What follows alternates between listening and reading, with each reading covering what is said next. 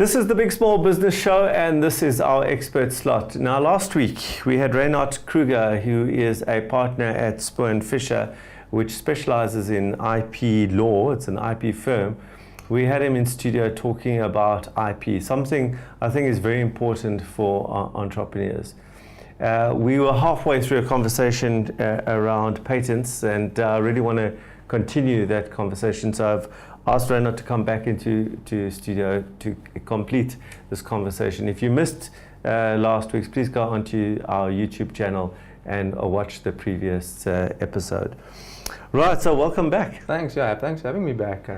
Right, so last week we spoke about, we were talking about patents, and I in particular want to talk about the notion that you can get around a patent quite easily. So I've got a clipboard here. I'm going to use that as an example. So there's a patent around this thing called a clipboard, and it holds paper together, and it's got this mechanism, and it's got a spring, and you push down the top, and it holds the piece of paper, and it uses a spring. And then somebody else says, that's a great idea. Yeah. I'm just going to get around this patent.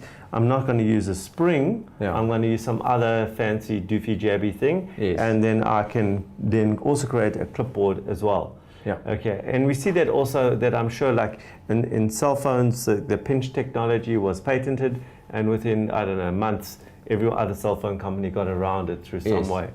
So can you just give me your opinion about that? Is it really worth patenting stuff when you can get what seems to be so easy to get around it? Okay, so I think one needs to look at how a patent application is drafted. So in a patent application, you have certain claims. Now, your last claim is generally the exact thing, the clipboard itself. But around that, the previous claims are generally very broad claims, okay? So when one will patent an application or for example, a clipboard, right?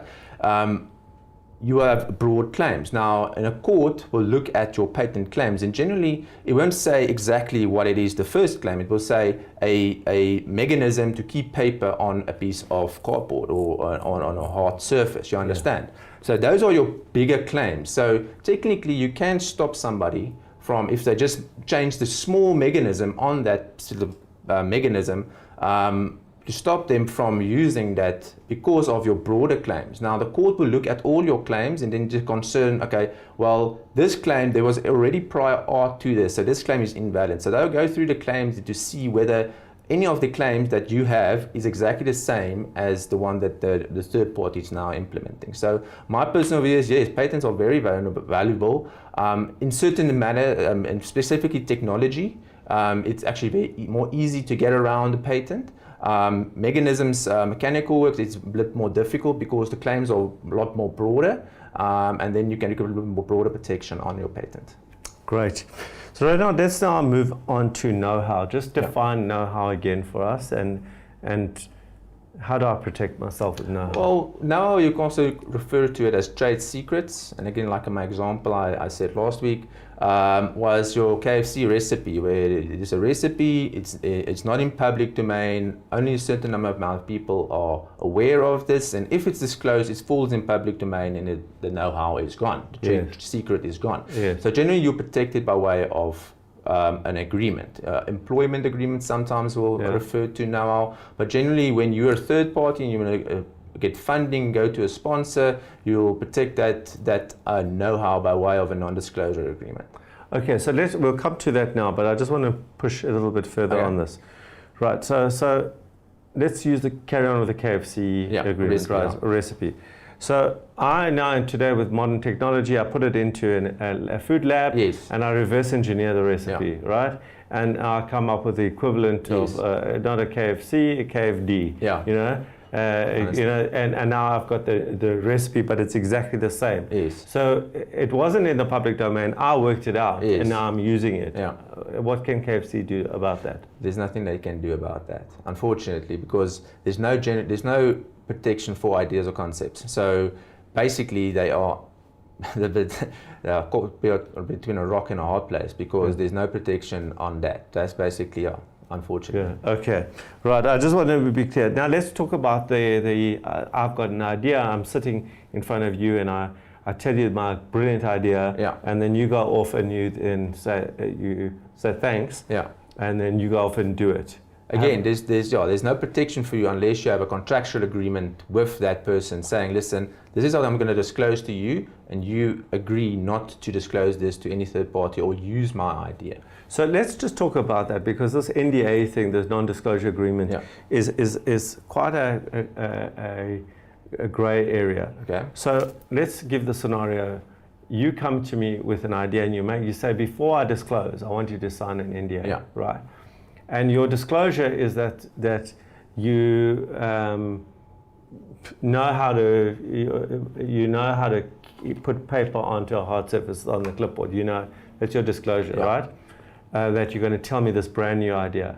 But I already am exposed to that idea. So as you said to me, I said, but I know that, Yeah. right? Now, and somebody else came to me with that idea 2 years ago. Yeah. So tell me about that situation.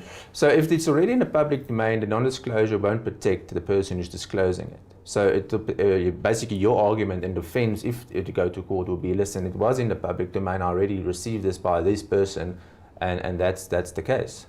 So, okay, let's now take it to a different space.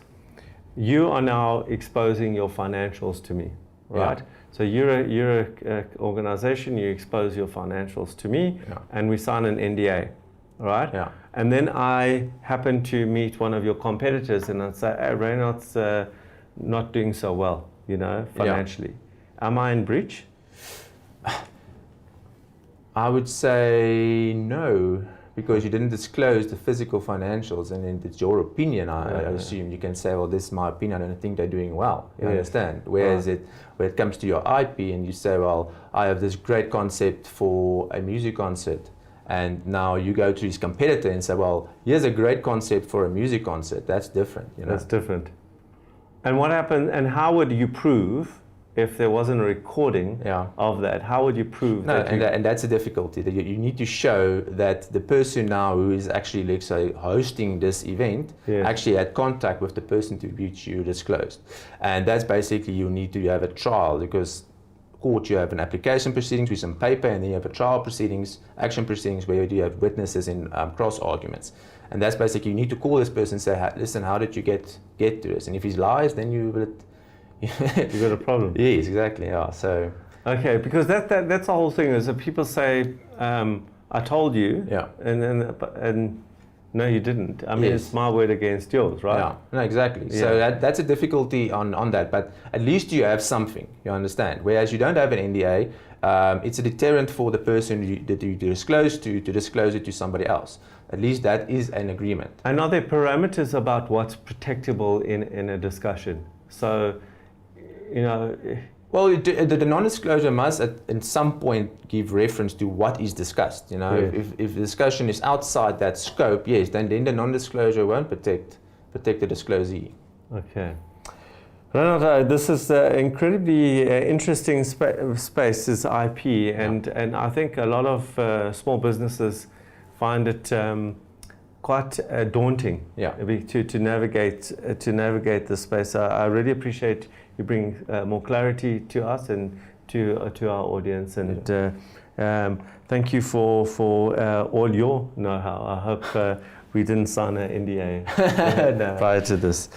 Well, that's it for today's Expert Slot. I hope you enjoyed it. Please stay tuned to find out my reflections on the entrepreneurial journey.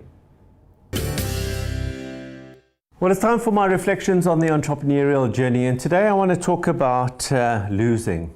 As entrepreneurs, we like to talk about winning, and there are many rah-rah shows that talk about how to win, but you and I both know that we lose many times as entrepreneurs.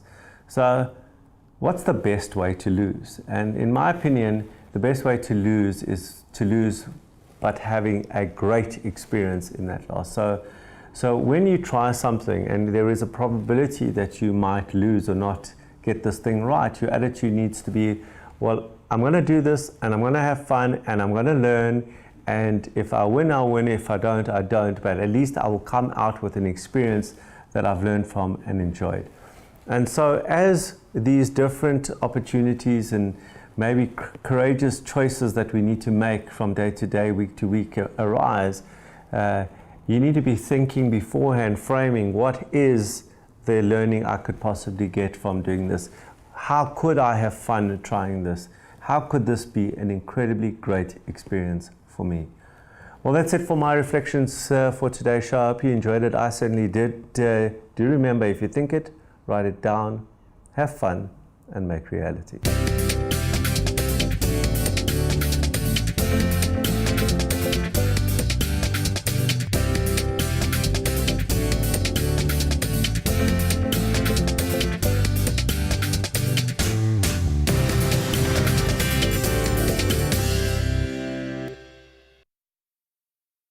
For every business challenge, there's a solution.